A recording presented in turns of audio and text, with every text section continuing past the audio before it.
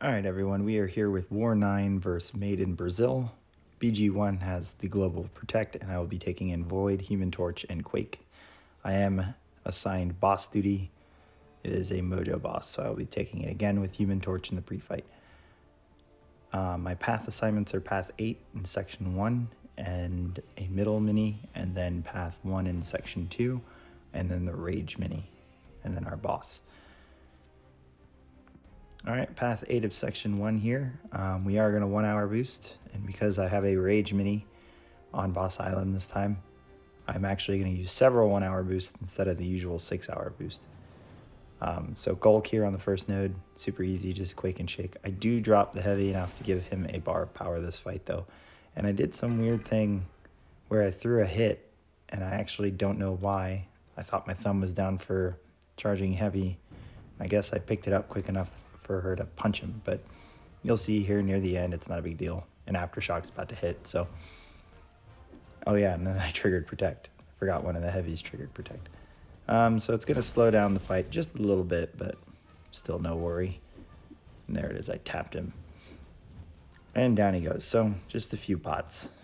Moving on to this Warlock, he is somewhat bugged. I turned willpower off, and the power drain debuff from his armor up from the node still causes the degen. But really all you're looking to do if you take this with someone other than Quake, who's just going to degen from time to time on the node, is build your first bar of power and then throw it. And then once you throw it, it'll reset that power drain and you'll stop degenning. And as long as you don't give him a dexterity buff or remove his armor up buff and he gets it back, you'll avoid the power drain debuff. So you'll avoid the degen. So once that's down, game plan here is to stop combos pretty short so that we can push into SP2 and take the SP2 debuffs instead of the shock debuff from SP1. And like I said, I have willpower turned off, so shock or armor break while infection is up, I'm not going to take degen damage now that that power drain's gone, because I won't be healing from those debuffs. So Warlock is a Protect champ. Voids SP1s aren't going to crit at all versus Warlock because of that armor up buff, so there's no worry in triggering Protect with this fight. And as you can see, sometimes he's really quick to throw the heavies, but we get it down nice and easy, and we move on. Alright, so this next fight, you guys have seen me Quake it, and Quake can be tricky until you get him to the wall. But I had Void, so I thought, why not? Heck, why not? Let's go ahead and throw Void out there, throw a PS1, and hope for a Petrify. And if we don't get it right away, we'll play it slow. So why not? So I went ahead and tried it with Void, and this was probably one of the only fights before Boss Island that I was somewhat worried about. So we get in here, throw a combo, back him off just a little bit, or back him up just a little bit, throw the SP1, and we don't get the Petrify. So now we gotta play slow, we gotta look out for Power Snack. We gotta hope that a Petrify is gonna land. No Petrify there, this SP1, no Petrify there.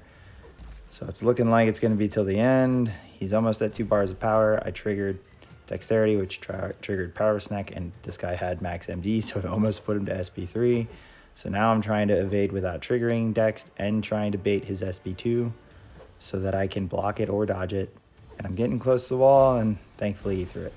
So I decided to block the whole thing after being a little worried he wasn't going to throw it at all, just so that I can avoid the Dexterity buff.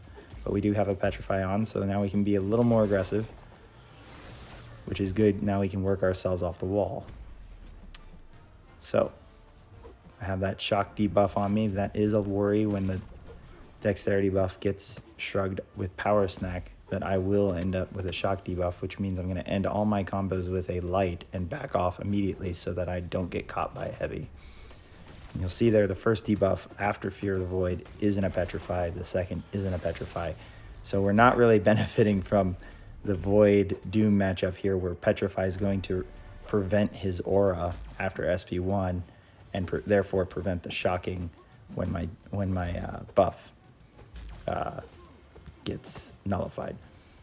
Also, it prevents SP1 from being unblockable. So here we are again, blocking another SP2. You wouldn't kind of throw it. We're still near the wall, but we managed to get it out. And now one of the other Petrify debuffs is the last to show up, and here we are, Fear the Void again. I believe before he goes down, we actually don't roll another Petrify. Yep. So maybe next time I'll just probably Quake and Bake it. I probably would prefer that over the risk that I took here, especially without a Mr. Fantastic Petrify. Moving on, took a little break after that Doom, and now we're ready to move in section 2. So I'm going to Quake and Shake this Korg. Again, with this node, this Mixmaster Power Focus 1, the real worry is the Power Focus 1. So you don't want to accidentally drop your heavy enough to give him SB1, and then you have to somehow dodge it or bait it out with your back against the wall. But it's a Quake and Shake fight. I have the white Magneto pre-fight placed here. So it's going to help with the damage and therefore help with the speed of the fight. But it's still a class disadvantage. So it still kind of takes a while. Plus, this guy placed with willpower, so that makes it even longer, or a little bit longer, compared to if he didn't. But so far, we're halfway through the health bar. Haven't dropped the heavy once, so we're not worried about it. Really dialed in, focused here. We're actually counting our Quake and Shake instead of just doing breaths or just watching / listening for the Quake and Shake, which is what I normally do for the stun immune hazard shift mini. Okay, so we're 2/4 down. Still haven't dropped the heavy, which is good, so he's no power. Getting very close to the end of this fight.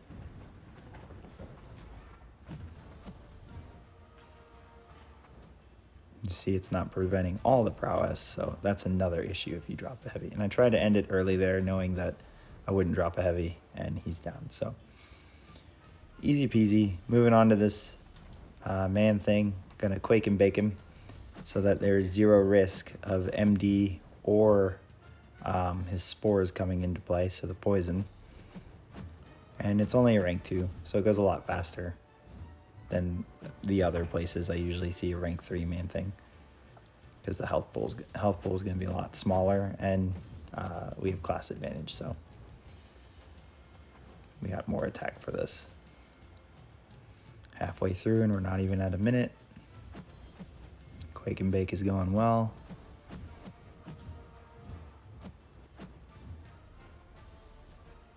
Probably one more aftershock right here, and he's down. So easy peasy. Moving on to the Sasquatch on the Vigor node. This is a rank 3, but luckily it's unduped. And the benefit there is that when he goes into Rage or Wrath, his specials won't be unstoppable. So we'll be able to retaliate his specials if the fight takes that long. Taking it without the pre-fight, because we need the pre-fight for mini-boss Mangog on Rage Mini. So he just gets melted. Doesn't reverse the Vigor healing, but it at least prevents the healing. So it doesn't make it a pain of a fight as far as health and trying to battle the Vigor. And as you can see here, we're just building charges like crazy. So down he goes. Not a very hard fight. He also had low MD. I watched him maybe only gain like 5% of a bar of power. Quake and Shaking Super Skrull here. He is Quake and Shakeable. I think even if he's duped, he is. He has a power gain buff that he'll gain, but it's mostly activated if you're hitting him a lot or if he's hitting you a lot. So it can't be triggered when doing Quake and Shake.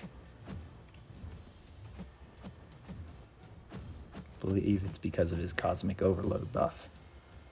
And that only triggers with the contact between the two champions. So you can see here.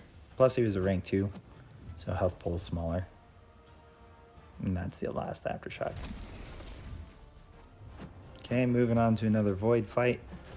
You guys have seen me take this Hyperion down. We found out he didn't have willpower, so Void is the play here instead of a Warlock maybe.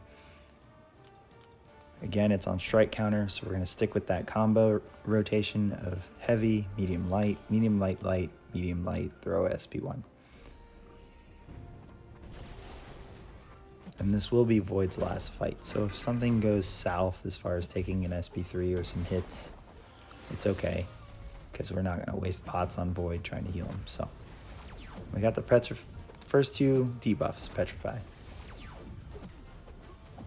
Wish you could always control that, but... And here we have an SP1 ready, so now we can reset the strike counter combo. And now we're back at it. Baiting out an SP1, doing a medium light and backing off. Baiting a parry so that we can throw a heavy. So now we've got a medium light left. Baiting out that SP1, we're going to do it off of that medium light. And then a medium light. Decided to throw the SP1 before that light, so if we ever have extra hits on the combo meter, you might as well take advantage of it so that you can build the SP1 a lot sooner each time. That way, if anything happens and the fight goes south, you can just throw SP1 to reset it. Luckily, this one's only power drain, though. If this was Fury, that'd be a little more... It would make me a little more worried. But especially without Void. But then we just get to a point where Void just stops the power gain, so there's no worry at all. And easy peasy. Alright, so we're going to take this Mangog with the Human Torch pre-fight and only an attack boost. I'm keeping attack masteries on, so we're not going to use any attack boosts in case we trigger Rage on the node. And Human Torch can't nullify, so there's no way to take those off. And we'll be pretty much screwed versus a Mystic if he goes unblockable. So, game plan here. When he's below a bar and I can do medium, light, medium, I do it. As long as the medium, light, medium doesn't push him to 1 bar of power. Once we get the medium, light, medium, or once we get the first bar of power, then we switch the combo rotation to medium, light, light, light, and go immediately into block so that we can force his power to SP2. So you can see that. Here's the bar. Got him to SP2. Now we're going to bait out SP2 and block all of it. And then we're going to rinse and repeat that. So this is a rank 5. The health pool is a lot smaller. It was only 210k health. So he goes down really quick. The mini bosses aren't too much of a pain for Human Torch when you're using a pre-fight. Just because their health pools are below 300k. So it's really just building up the smolders, not letting him throw SP1 so that he doesn't build hatred, so that he doesn't go unblockable with his special. He throws a 10 hatred, and he doesn't remain unstoppable, making us throw a special. So it's a pretty straightforward fight. All right, and then we're moving on to our boss fight. It's another Mojo. This is the 5th Mojo of the season that I've taken. This one I will not be taking with the 6-hour boost, and why that kind of matters is that the attack boost is 5% less than the 6-hour boosts you get from the store. But I do have a White Magneto pre-fight this fight, whereas last fight I didn't, so it kind of covers the difference. One other thing is that I'm out of invulnerability boosts, so I'll be taking this one without that boost in hopes that I don't get hit. There's no point in a combat regen, especially since I'm low on them. So we just got to play this solid. Usual game plan, beta heavy to start, hit into block when he's passive to back him up, do 5 hit combos to back him up all the way as much as we can. Try to watch the prompts as we're doing this to avoid activating any of those prompts if we can. Baiting SP1 when he has it and blocking the kicks. And then dodging the last part to retaliate to push him back. So you'll see I intercept him a lot this fight. He isn't very willing to throw his SP1. At least not immediately. It takes a couple more dodges before I finally get it out of him. And even then, he doesn't hold his block that much this time. So there's going to be a lot of intercepting here. Now, I am going to end up with him at SP2. I think it's right here, because he won't throw SP1. So I decide to go hit into his block to back him up a little bit. No, it's after this then. Oh, I used someone else's Human Torch pre-fight. So we had another Human Torch coming knowing that we needed 2. So we had someone else place a 6-star Human Torch pre-fight. You can't do it with a 5-star when you're using a 6-star. It won't work. It has to be the same rarity. So here's that SP2. He's not really wanting to throw it. So I decide to smack into his block to keep myself from getting cornered. And I only do a couple hits because I don't want to give him too much power. I just kind of want him to throw it, and he's still not actually throwing it. So getting close to the wall and still not there, and his hand lights up, so I know it's coming. Boom. So now I kind of float toward him, and I intercept. Backs off, and I intercept again. Just so that I can get myself out of the without any chance of being cornered. And at this point, he's pretty much dead, so we finish it. It was a pretty clean attempt outside of him not throwing that SP2. So BG1 finished their third perfect war for the season, which was great. But as an alliance, I know the score shows 8-9, but we actually tied. One of those deaths of ours did not count, which is very unfortunate. This Made in Brazil was ranked 2 at the time. This knocked both of us down a little bit. So now I think we're like 6th out of the top 3, so 9th. We're 1 loss away from 3rd place, but there are those 5 alliances or 6 alliances between us and that position. So we need those 6 to lose when we win. And then we're 2 losses from the 2nd place position. So we would need that alliance to lose 2 times and us to win the next 3. So looking kind of grim as top 3. It's still a possibility. It's just not so much in our hands. The half of it where it's in our control is us winning these next 3 wars. But if everyone ahead of us wins their next 3 wars as well, then we don't go anywhere. So just got to kind of wait and see and take care of our business. Hopefully a little better than we have this past week, especially since this counts as our 3rd loss.